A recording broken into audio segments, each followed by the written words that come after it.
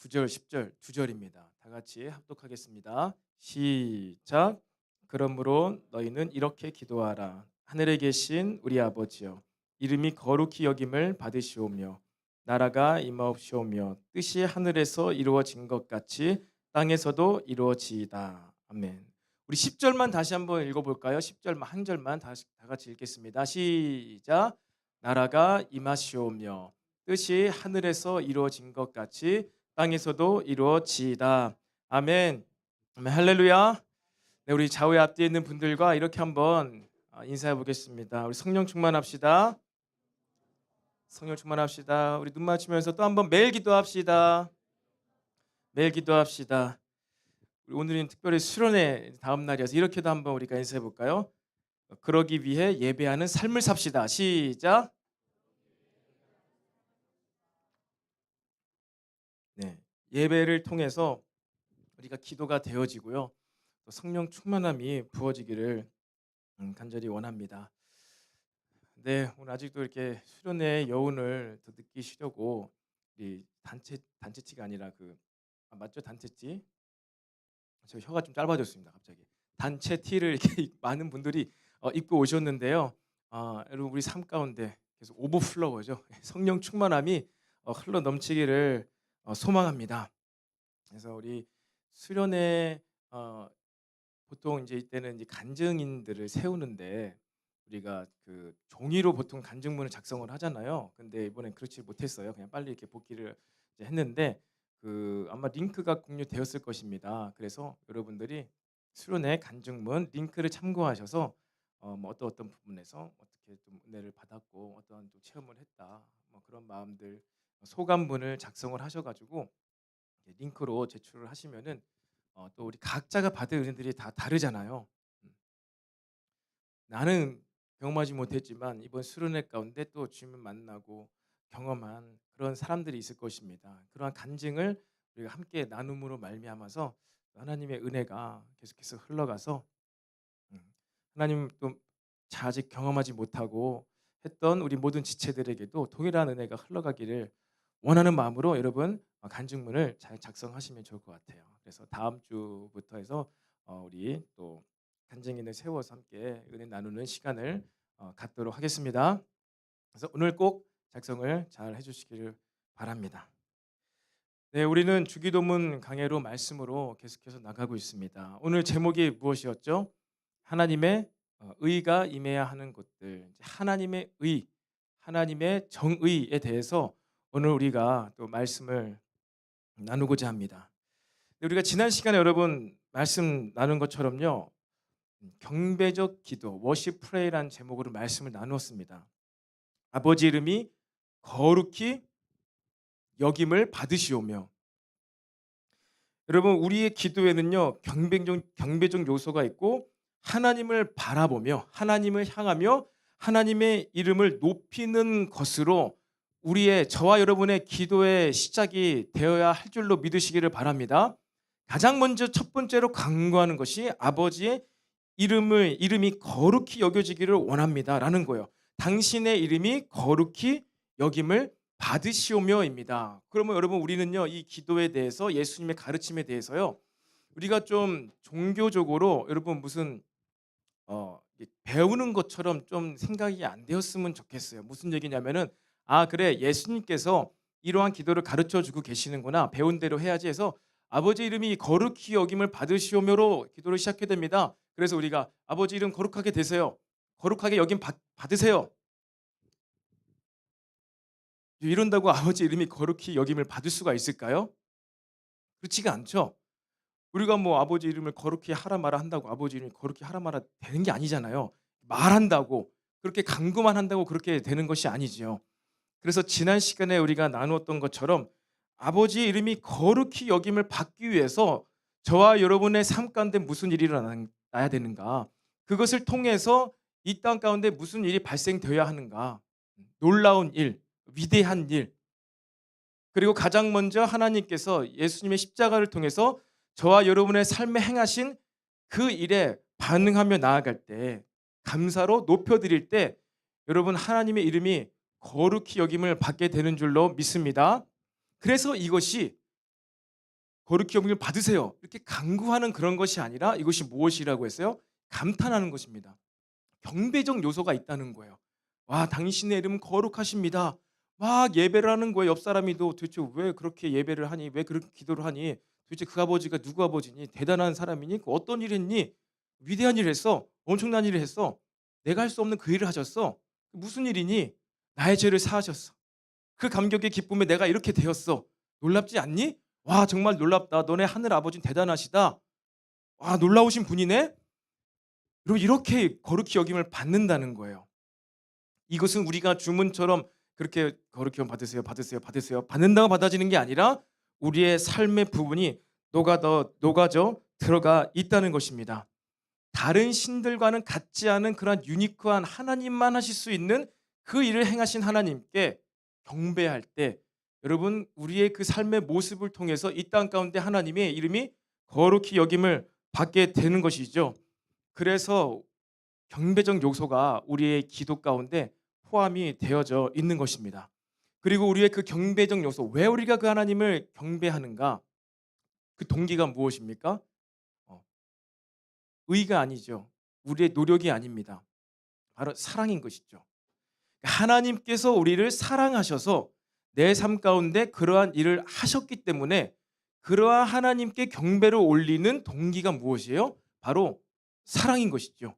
아무 조건 없이 나를 선택해 주시고 자녀 삼아 주신 그 사랑의 동기에 나도 똑같이 사랑의 동기로 경배를 올리게 된다는 것입니다. 그렇기 때문에 이 경배적 요소 안에는 사랑이 담겨져 있는 것이죠. 여러분, 제가 이 자녀 육아에 관심이 많습니다. 자녀가 많기 때문이기도 한데 자녀를 키우고 있잖아요. 자녀 육아에 관련된 한 영상을 최근에 보게 되었는데 자녀를 성장하게 하는 것은 내리사랑이 아니라 치사랑이다라는 그런 그 메시지가 있더라고요. 그런 영상이 있더라고요. 자녀를 성장하게 하는 것은 내리사랑이 아니라 치사랑이다. 여러분, 내리사랑은 들어보셨죠? 손 윗사람이 손 아랫사람에게 그러니까 조건 없이 사랑해 주는 게 내리사랑입니다. 그래서 정말 사랑을 많이 받고 자라난 아이들, 자녀들이 성품이 또 생각이 마음이 건강한 것이지요. 그래서 우리는 이제 우리 자녀들, 우리 아이들 사랑을 해 주어야 합니다. 건강하게 성장하기 위해서.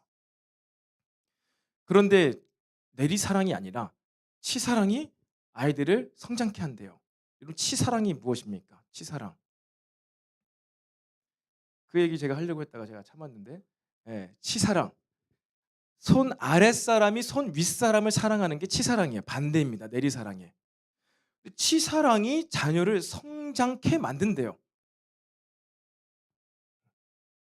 치사랑이. 근데 제가 그 메시지를 들으면서 아, 그래서 그랬구나. 공감이 되더라고요. 제가 이제 어느 날에는 거실에서 이렇게 누워 가지고 그냥 누워 있었습니다. 그냥 좀 잠깐 쉬려고 눈을 감았어요. 그래서 거실에서 얇은 요를 밑에 바닥에 깔고 이렇게 그냥 누워 있으니까 불쌍해 보였나 봐요. 그래서 둘째가 놀다가 자기가 덮는 핑크 이불이 있어요. 애착 이불입니다. 절대로 동생에게 안 줘요. 근데 그거를 가져다가 저를 덮어주는 거예요. 와 가지고 덮어주면서 "아빠 춥지? 내가 덮어줄게. 괜찮아, 괜찮아." 이러면서 막 쫙쫙 피면서 여기 턱부터 몸이 기니까 다 안 덮이는데 턱부터 여기까지 다 덮어주면서 이렇게, 이렇게 하면서 두드려 주더라고요. "아빠 잘 자, 잘 자, 잘 자라고." 이거는 어린아이의 행동이 아니죠. 그쵸. 성숙한 사람의 행동이잖아요. 보통은 엄마 아빠가 이렇게 해 주기를 바라지 본인이 남을 위해서 아빠를 위해서 그렇게 해 주기가 쉽지 않거든요. 그런데 그러한 어떠한 상황이 갖추어지게 되자 긍휼을 베풀어야 되는 상황이 되자 그러한 성숙해 보이는 행동을 하는 것을 제가 몇 차례 경험을 했습니다. 여러분, 하나님께서 우리에게 이 제자들에게 이 팔복을 이어 가지고요. 산상순 계속해서 가르침을 가르쳐 주고 계시지요. 주기도문은 특별한 방법으로 완전 엄청난 특별한 방법으로 기도 응답 잘 받는 기도를 가르쳐 주는 게 아닙니다. 이 기도를 통해서도 하나님께서는 우리가 더 성장하기를 원하시는 거예요. 제자 훈련적 요소들이 다 이 기도문에도 담겨져 있다는 것이죠. 왜 그렇게 하나님께서는 우리의 사랑을 바라실까? 왜 우리의 경배를 받기를 원하실까? 너네 기도 응답보다 먼저 내 이름이 존귀히 여김을 받도록 너희들은 간구하여라. 내가 너희 삶 가운데 행한 그 일을 통해서 이것을 사랑의 동기로 사랑의 마음을 담아서 경배를 하여라. 왜 이렇게 말씀하실까요? 우리가 기도 응답 받아서 성장하는 게 아니라 하나님 아버지를 닮아가는 것이 아니라 우리가 하나님을 사랑할 수 있게 될 때, 하나님을 사랑할 때 우리가 성장할 수가 있는 거예요. 여러분, 기도하며 우리가 성장케 되기를 축복합니다. 기도하면 할수록 왠지 하나님이 안 계신 것 같고 나와 하나님 멀어진 것 같고 난 죄인인 것만 같은 그런 기도라는 것이 아니라, 기도를 하면 할수록 하나님을 더 닮아가고, 기도하면 할수록 하나님의 의도와 뜻이 무엇인지를 알아갈 수 있는 경배적 기도, 사랑이 담겨져 있는 기도를 하게 되시기를 주님의 이름으로 축원합니다. 오늘은 두 번째 간구입니다. 그렇다면 우리는 어떠한 간구를 또 해야 되는가? 또 우리의 제목이 아니에요. 하나님께 관련된 것입니다. 나라가 임하시오며. 다 같이 한번 따라해 볼까요? 나라가 임하시오며. 나라가 임하시오며. 하나님 나라를 구하는 기도입니다. 여기서 나라는요, 바실레이아라는 그리스어로 왕의 통치라는 단어입니다. 그래서 이것이 나라로 번역이 되어 있지만 이것은 또 다르게 그 하나님 왕의 통치가 임하게 하시며 라는 뜻과 동일한 말이에요. 어떠한 물리적인 공간, 어떠한 영역이라고도 할 수가 있지만 통치를 받게 하소서. 하나님의 통치가 임하게 하소서라는 간구입니다. 여러분이 하나님의 통치하심이 날마다 우리의 마음밭에 더욱더 부어지기를 소망합니다. 이것을 우리가 간구해야 한다는 거예요. 하나님의 이름이 존귀케 되기 위해서, 그래서요, 하나님의 정의가 구현이 되어져야 됩니다. 아버지의 이름이 거룩히 여김을 받는 기도를 했잖아요, 우리가 앞에서.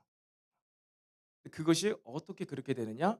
하나님의 정의, 하나님의 의, 하나님의 통치. 하나님의 통치가 받는다는 것은 하나님의 정의가 임하는 것입니다. 하나님의 의가 임하는 것이죠. 하나님의 의, 하나님의 정의가 임할 때 여러분, 하나님의 이름이 또한 거룩히 여김을 받게 된다는 것입니다. 여러분, 하나님은 정의로운 분이신 줄로 믿으시죠? 하나님은 정의로우시고 공의로우시고 불공평하지 않으시다. 정의로우신 하나님과 동행하기 위하여서 그분께 기도할 때 우리의 기도가 정의롭지 못하다면, 우리의 기도가 의롭지 못하다면은 우리의 기도는 허공을 맴도는 기도가 될 수밖에 없을 거예요. 우리는 우리의 기도와 간구를 통해서 그 하나님을 경험하지 못할 것입니다. 여러분, 우리의 기도가 하나님 안에서, 하나님의 정의 안에서 하나님의 의로운 것들, 하나님의 정의를 더 구하게 되길 소망합니다. 그렇다면 여러분, 정의가 무엇일까요? 그래, 하나님의 의, 하나님의 나라가 임하도록 기도를 해야 되는데, 그렇다면 하나님의 정의가 임해야 되는데, 그러면 여러분, 정의가 무엇인가요? 늘 우리 많이 들어보지 못했어도 많이 생각도 하고 있고 그렇게 듣기 어려운 단어는 아닙니다. 그런데 이 단순한 개념일수록 정의를 내리기가 쉽지가 않은 것 같아요. 정의가 무엇입니까? 그래서 한 십수년 전에 하버드 대학교에서 마이클 샌델 교수의 정의란 무엇인가에 대한 강의가 있었고, 그것으로 책도 나와가지고, 혹시 여러분 정의란 무엇인가 이 마이클 샌델 박사의 교수님의 책을 한번 읽어보신 분 계시나요? 표시를 할 수 있을까요? 하얀색 표지인 걸로 제가 기억하는데, 여러분 정의에 관심이 없으시군요. 하버드대 교수님의 정의에 대한 이 정의, 그때가 제가 대학생인가 그랬을 거예요. 그래서 저는 굉장히 호기심이 생겨가지고 한번 책을 구입을 했었어요. 공대이지만 법대 쪽은 아니지만 정의란 무엇인가? 이 정의에 대해서 어떤 이 정의를 내렸을까? 궁금해서 한번 읽어 보았는데 너무 쉽지가 않더라고요. 막 철학자들이 나오고 뭐 해겔이 나오고 뭐 칸트가 나오고 누가 나오고 이 책을 이해하기 위해서는 더 많은 배경 지식이 필요한 거예요. 그래서 한 60% 70%까지 있다가 말았는데 정의에 대해서 굉장한 복잡한 설명을 하고 있습니다. 근데 여러분 정의에 대해서 관심은 있으신가요? 여러분의 삶의 정의로운 삶을 살기 원하시나요, 여러분 혹시? 정의로운 삶, 의로운 삶을 원하시나요? 아니면 정의와 의는 관계없이 나는 그냥 편안한 삶, 기도 응답받는 삶, 그냥 웰빙을 원하십니까? 기도의 두 번째 간구가 이 의로움에 대해서 하나님의 통치에 대해서 구하라는 거예요. 여러분 저와 여러분의 삶 가운데 가정 가운데 이 세상 가운데요. 온전한 정의가 구현된다면은 여러분들이 지금 하고 있는 기도 제목의 거의 한 80~90%는 없어질 것입니다. 그러니까 여러분 하나님의 정의를 구하시길 바랍니다. 다른 기도 제목 해결받아야 될 것 기도해야 되겠지만 여러분 또한 우리가 이 기도를 배우면서 그래 하나님의 의로움, 하나님의 정의, 하나님의 통치가 임하면은 이 모든 것이 해결되는구나.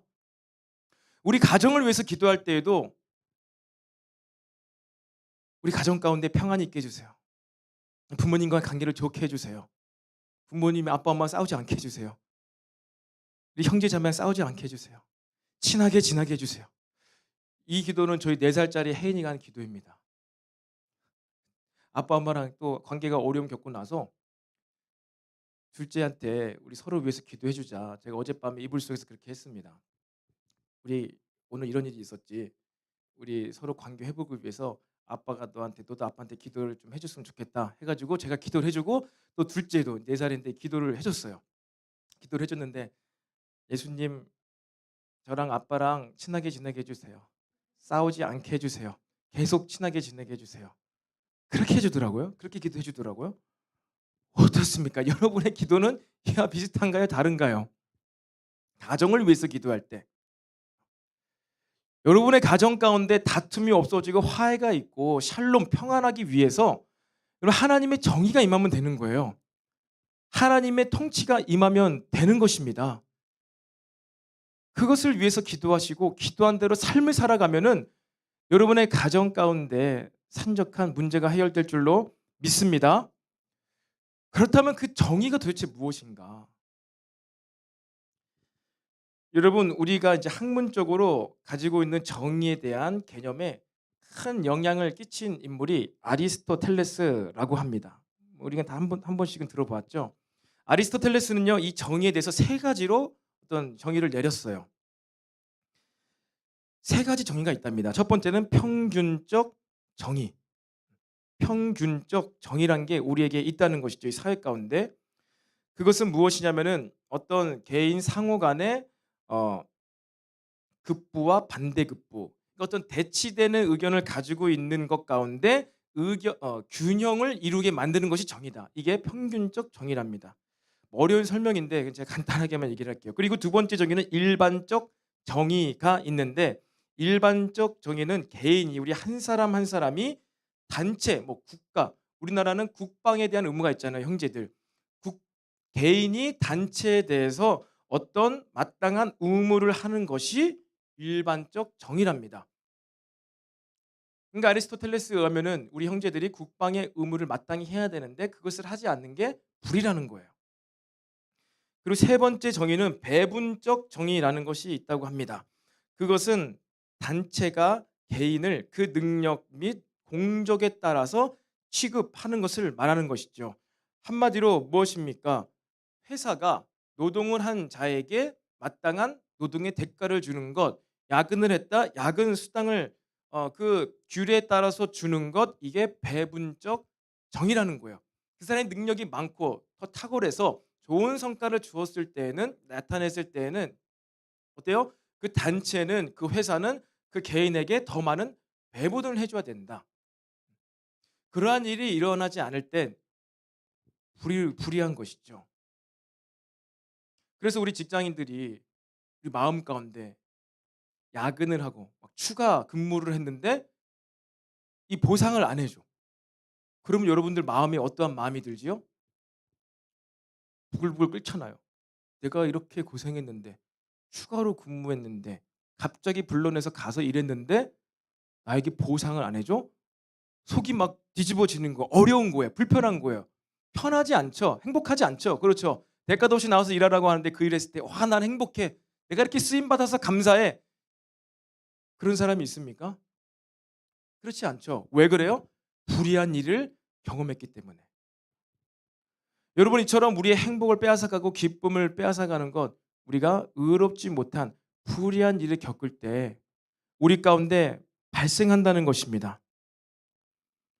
그래서 여러분, 저와 여러분의 삶 가운데, 개인의 삶 가운데, 우리 가정 가운데, 우리 사회 영역 가운데 하나님의 정의가 회복될 수 있도록 여러분 기도하시기를 축복합니다.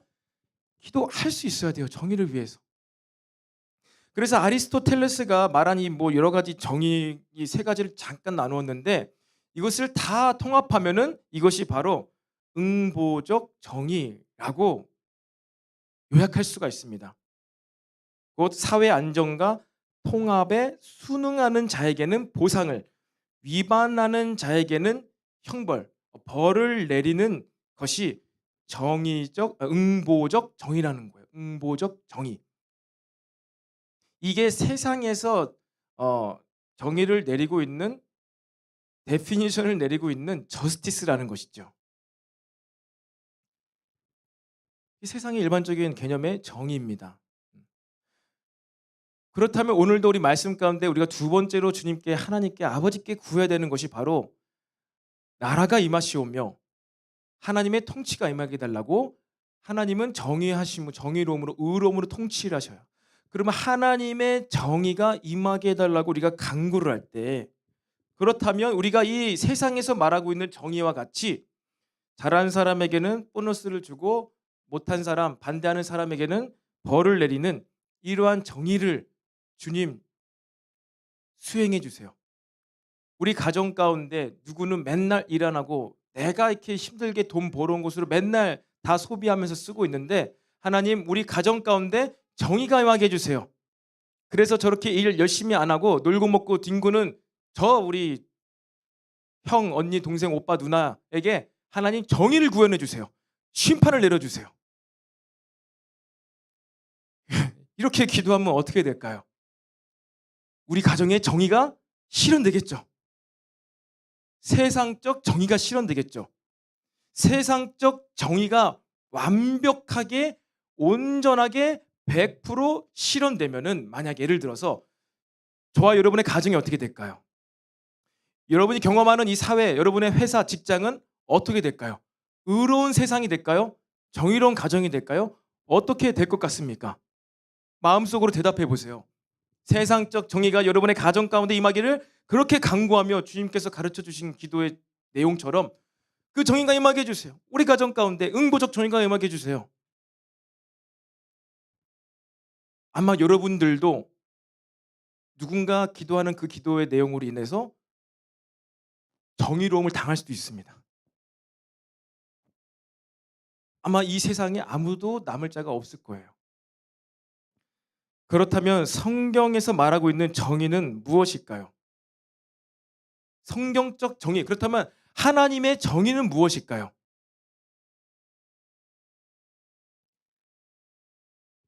그걸 데피니션을 내리기 전에, 그렇다면 하나님의 정의가 선포된 곳, 하나님의 정의가 구현된 곳에는 어떠한 일이 발생을 하고 있을까요? 예수님, 하나님의 정의를요 구현하기 위하여서 인간의 몸을 입고 이 땅에 오신 분이 예수님입니다. 그래서 예수님이 지나다니시는 곳, 예수님께서 사역하신 그곳에 하나님의 정의가 임하고 있는 거예요.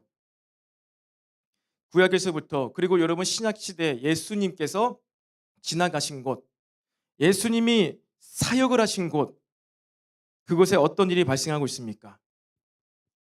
고아와 과부와 나그네들, 사회적 약자들의 회복이 일어나고 있음을 보게 되시기를 바랍니다. 하나님의 정의는요 응보적 정의가 아닙니다. 응보적 정의가 아니라 하나님의 정의는 바로 회복적 정의입니다. 하나님의 정의가 구현되어 있는 곳에는요, 굽어진 것이 바르게 펴지고요, 약자들, 피해받은 자들의 그 원통함, 원망의 일들이 해갈이 된다는 거예요. 해소가 된다는 거예요. 그 일을 바로 우리 예수님께서 하셨다는 것입니다. 그리고 하나님의 그 회복적 정의가 일어나기 위해서는요, 바로 하나님의 긍휼하심이 기반이 됩니다. 잘난 사람에겐 더 좋은 것만 하고 못난 사람에겐 매를 주고가 아니라요, 하나님의 회복적 정의는요, 그 바탕이 긍휼함에 바탕을 두고 있다는 거예요. 하나님의 자비하심, 하나님의 긍휼하심이 기본이 되어서 이것이 어떻게 회복이 일어날 수가 있을까? 그것을 보시고 예수님께서 사역을 하셨다는 것이죠. 여러분, 그리고 이 긍휼이라는 라함이라는 히브리어가요, 이 여성의 자궁, 아이가 착상되어서 아이가 성장케 되는, 여인의 뱃속에 성장케 되는 자궁이랑 동일한 단어입니다. 긍휼과 자궁이 같은 단어라는 거예요. 한마디로 이 모성의 보호, 긍휼함이 기반이 된 하나님의 정의 구현은요, 어떻게 표현할 수 있냐면 바로 사랑이 담긴 정의, 사랑의 정의입니다. 회복적 정의는 사랑의 정의라는 거예요. 그래서 우리는 이 땅에서, 이 세상에서 말하고 있는 막 정의를 구현하다 보면은 사랑 없는 정의의 무자비함으로 인하여서 피해를 당하는 일이 발생할 텐데, 회복적 정의는 이것을 극복할 수가 있는 것이죠. 그리고 이 세상에서 막 말하는 사랑, 그래 우리는 사랑이 필요해, 그래서 사랑만 얘기하다가 모든 정의와 모든 이 어떠한 의로움 기준이 사라져 버려서 정의 없는 사랑의 무력함도 극복하는 것이 바로 우리 하나님의 회복적 정의라는 것이죠. 하나님은 무질서가 있는 곳, 질서가 없는 곳에 질서를 잡으시는 정의로우신 분이시기도 하지만, 질서를 다 잡기 위해서, 질서를 회복하기 위해서 모든 것을 다 파멸시키시는 분은 또한 아닙니다. 하나님은 정의를 이루시기 위해서, 정의를 회복하시기 위해서 바로 회복의 방법, 사랑의 방법, 긍휼의 방법으로 정의를 구현하시는 분임을 믿으시기를 바랍니다. 예수님께서 사역하실 때 그러한 일이 있었던 것이죠. 안식일에 배가 고픈 거예요. 사역을 하면 떠돌아다니면서 사역을 하는데 배가 고파서 제자들이 이렇게 지나가다가 어떻게 합니까?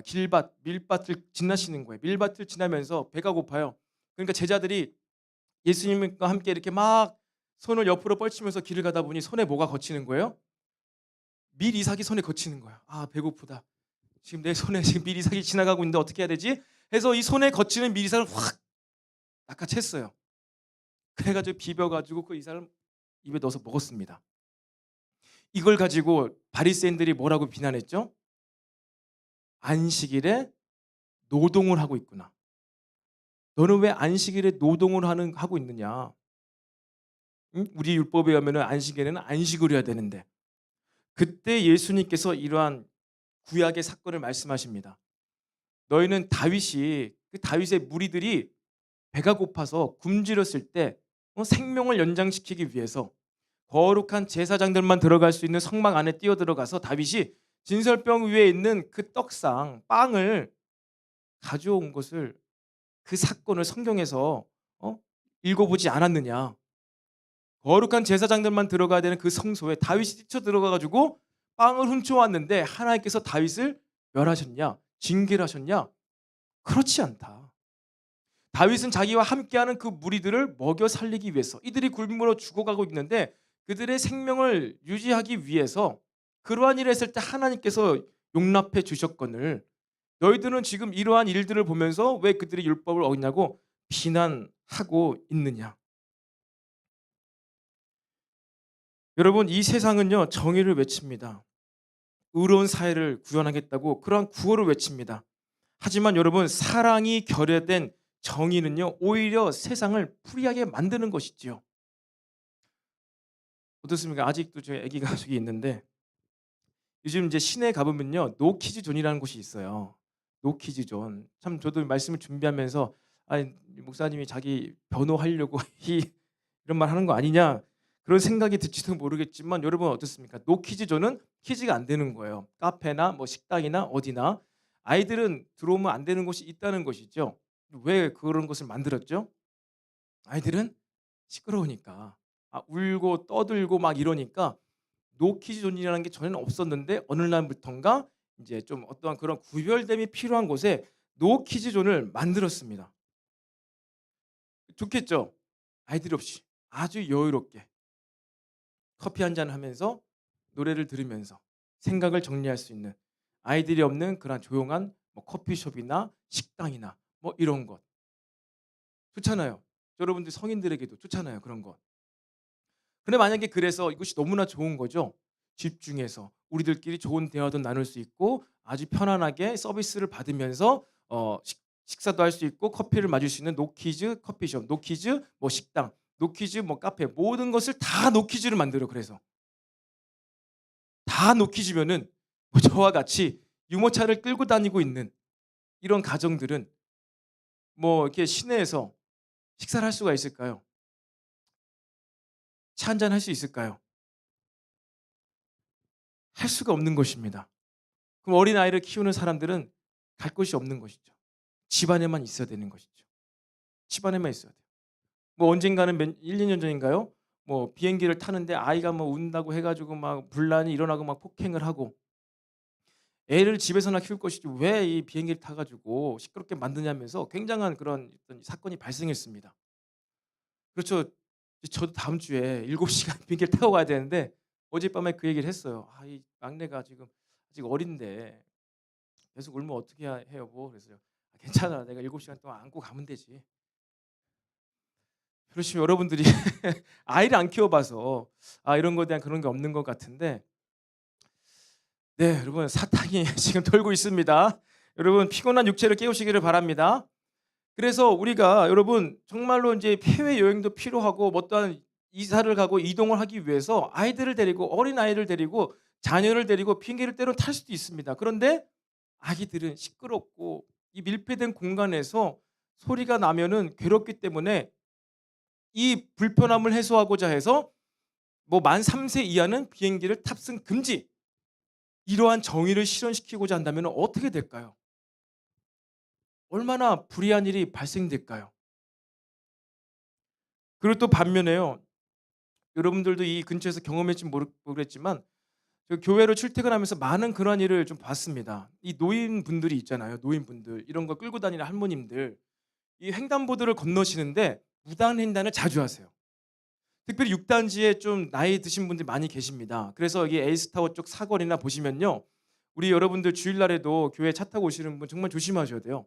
우리 차 신호 파란불 보고 좌회전 신호 막 들어오는데 그냥 할머니들이 빨간불일 때 그냥 가세요. 그러면서 나는 파란불 보고 그냥 갔는데 할머니가 왔어요. 나는 정의롭게 행한 거죠. 불의를 행한 건 그 할머니잖아요. 빨간불 때 건너시고. 나는 파란불 때 갔는데. 그런데 보행자를 치면은 여러분 아무리 내가 파란불 때 갔어도 이 친 사람이 55% 이상의 그 배상을 해야 됩니다. 아무리 내가 파란불 때 가도 무단횡단을 해도 친 사람이 더 큰 잘못이 있어요. 그래서 노인분들은 무단횡단도 많이 하시고 그냥 막무가내로 그냥 본인들 하고 싶은 대로 하고 막 이 교통법규를 막 많이 어긴다고 해 가지고 그냥 뭐 만 70세 이상은 도로도 건너면 안 되게 만들고 정의를 구현하겠다고 해 가지고 여러분 그러한 일이 계속해서 이 땅 가운데 발생되면은 어떻게 될까요? 나름 정의로운 일을 하려고 했지만 여러분 그러한 정의가 일어나면 날수록 이 땅에는요 불의한 일이 발생하게 된다는 거예요. 오직 우리는 이 하나님의 정의 여기서 말하고 있는 하나님의 나라 오늘도 우리가 그렇게 힘차게 찬양을 하지 않았습니까? 하나님 나라 임하시옵소서. 하나님 나라가 임하게 해달라고 하는 것은요 하나님의 통치가 임하게 해달라는 거예요. 그리고 하나님의 통치는요 회복적 정의입니다. 회복적 의로움입니다. 여러분 하나님의 정의가 우리 모두의 삶에 더욱더 부어지기를 간절히 소망합니다. 그렇다면 이 정의가 어디에 임해야 될까요? 우리 세 가지를 나누고 마무리하겠습니다. 오늘 세 가지 정의를 말하기 위해서 서론을 지금까지 얘기했는데 좀 우리에게 익숙하지 않은 이 개념을 설명하다 보니까 여러분 좀 여러분들이 많이 난해했던 것 같아요. 많이 눈꺼풀도 무거운 것 같고 여러분 우리 성장하시길 축복합니다. 하나님의 정의, 하나님의 나라가 무엇인지 알아야지 우리가 그거를 위해서 강구할 거 아니에요. 하나님의 정의도 모르고 이 회복적 정의의 개념도 몰랐을 때 도대체 무슨 우리가 이 하나님의 나라가 임해달라고 찬양할 때 여러분 무엇을 묵상하고 무엇을 생각함으로 기도 찬양하고 있었습니까? 여러분 하나님의 정의가 그래서 회복적 정의가 가장 먼저는 우리의 육신의 삶에 미쳐야 합니다. 이 칼빈의 주장입니다. 칼빈은요 이 부분을 이제 주석을 달 때 하나님 나라, 하나님의 의는 바로 우리의 육신의 삶에 가장 먼저 미쳐야 된다라고 주장을 합니다. 여러분 왜냐하면요 우리의 육신의 감정과 우리의 육신의 어떠함은요 의지나 이성이나 이 모든 것은요 옛 자아의 본성에 이끌려 살아가게 되어 있기 때문입니다. 무슨 말이에요? 구원 받았는데 우리의 육신적인 자아, 감정, 의지, 이성이 구원받기 전에 예수님과 관계없는 그 본성에 이끌려 가고 있기 때문이에요.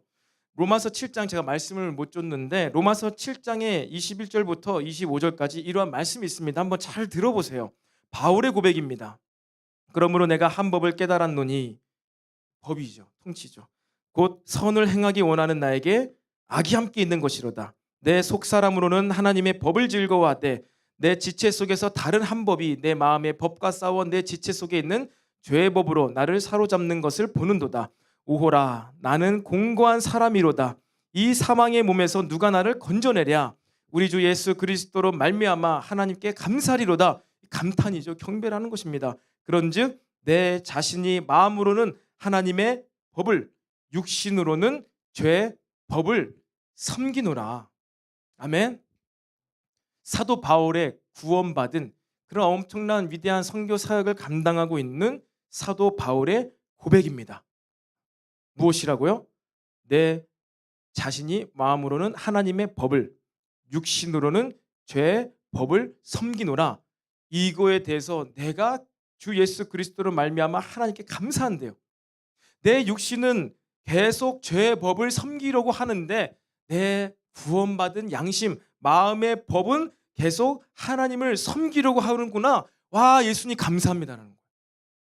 자신의 마음 가운데 일어나고 있는 그 일 때문에 하나님께 경배하고 있는 것입니다. 예배하고 있는 것입니다.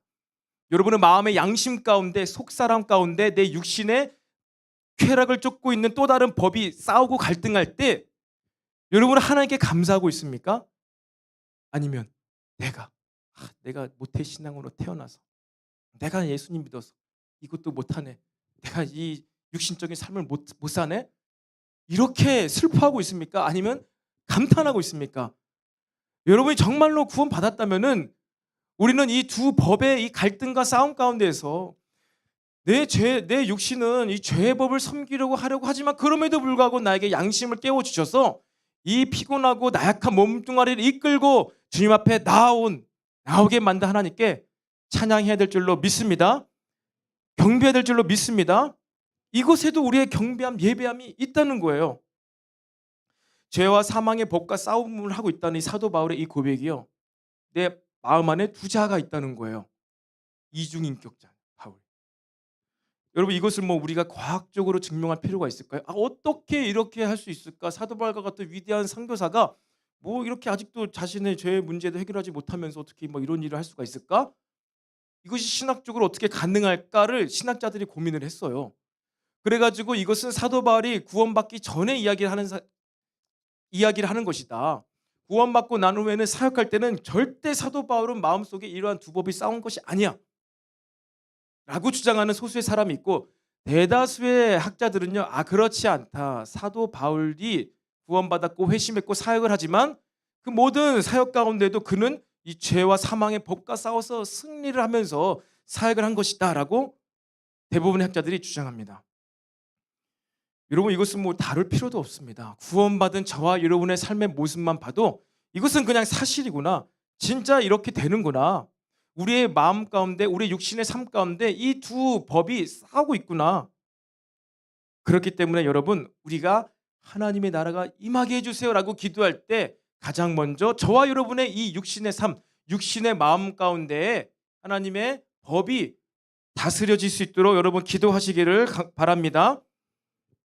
그렇게 내 마음이 여전히 싸움을 하고 있지만 내 마음 가운데 하나님의 회복적 정의, 은혜로운 정의가 먼저 구현되어야지만 그러한 자가 다음 시간에 나누게 될 하늘에서 이루어진 뜻이 이 땅 가운데 이루어지게 하소서라는 기도를 할 수 있는 거예요.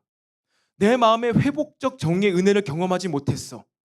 그런데 여러분 어떻게 하나님의 하늘에서 이루어진 이 뜻이 이 땅 가운데서 이루어질 수 있도록 여러분 기도를 할 수가 있겠습니까? 그렇게 기도할 수가 없는 거예요. 여러분 죄와 사망의 법이 우리의 육신을 끊임없이 지배하려고 합니다. 쾌락적인 것들, 정욕적인 것들, 편안하려고 하는 것들 끊임없이 우리의 이 육신은요 우리를요 나태하게 만들어 갑니다.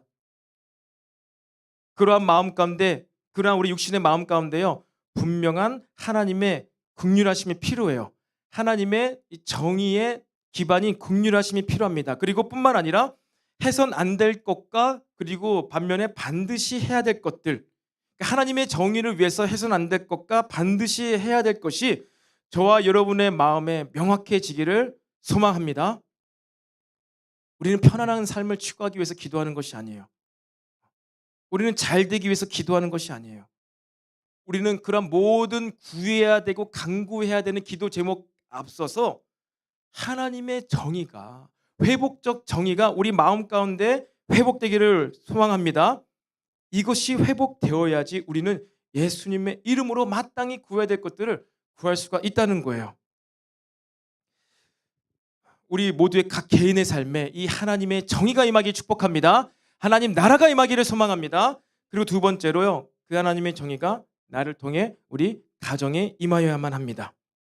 우리 가정에요 나를 통한 하나님의 긍휼하심의 정의, 회복적 정의가 우리 가정에 임하여야 돼요. 회복적 정의가 저와 여러분의 가정에 임해야 된다는 것입니다. 여러분, 여러분의 마음이요 하나님의 법에 다스림 받지 않고 그냥 세상적 정의 그리고 세상적 혈기와 타락하고 부패한 마음이 가득함으로 우리 가정 가운데 무언가를 위해서 기도하고 무언가를 막 하려고 하면 할수록 우리의 가정은요 세상의 나라의 통치를 받는 가정이 되고 맙니다.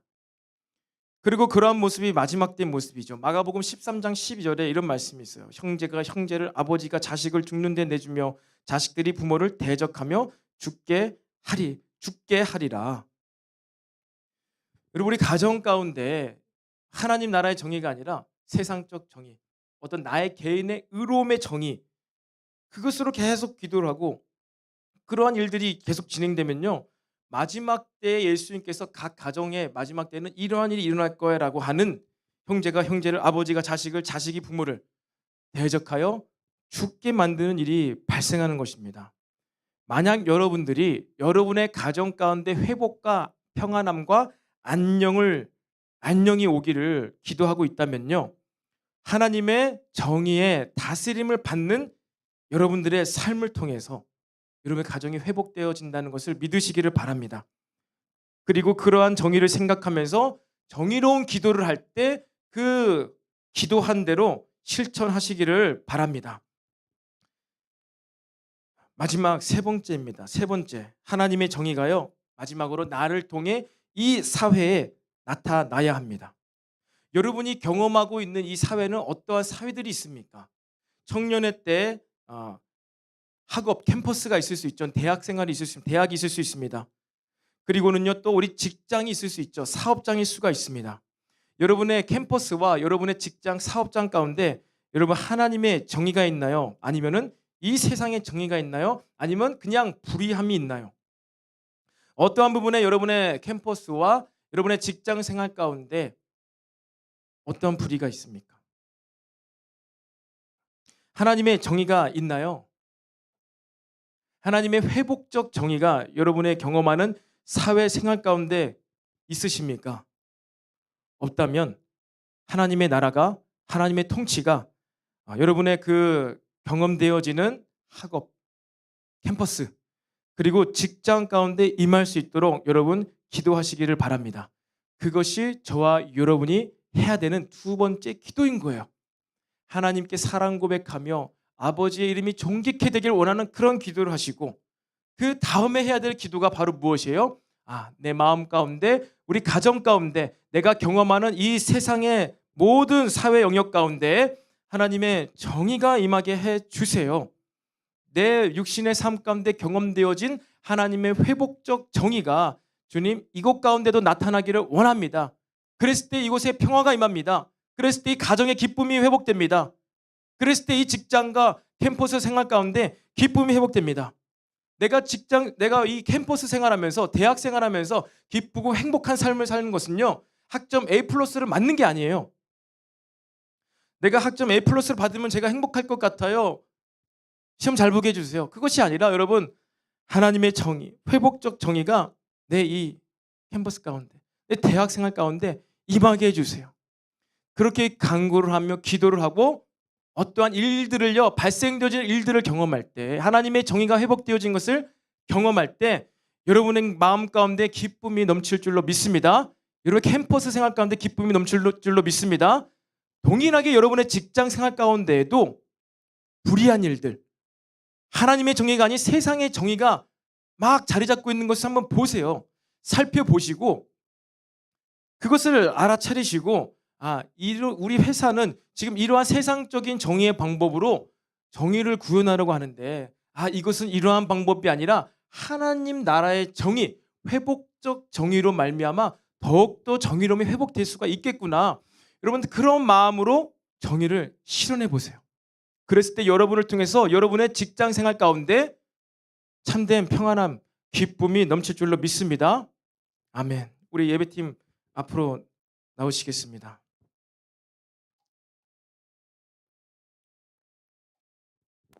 여러분 성경 안에 바로 이 하나님의 회복적 정의가 정말로 임팩트 있게 구현된 한 가지 사건이 있습니다.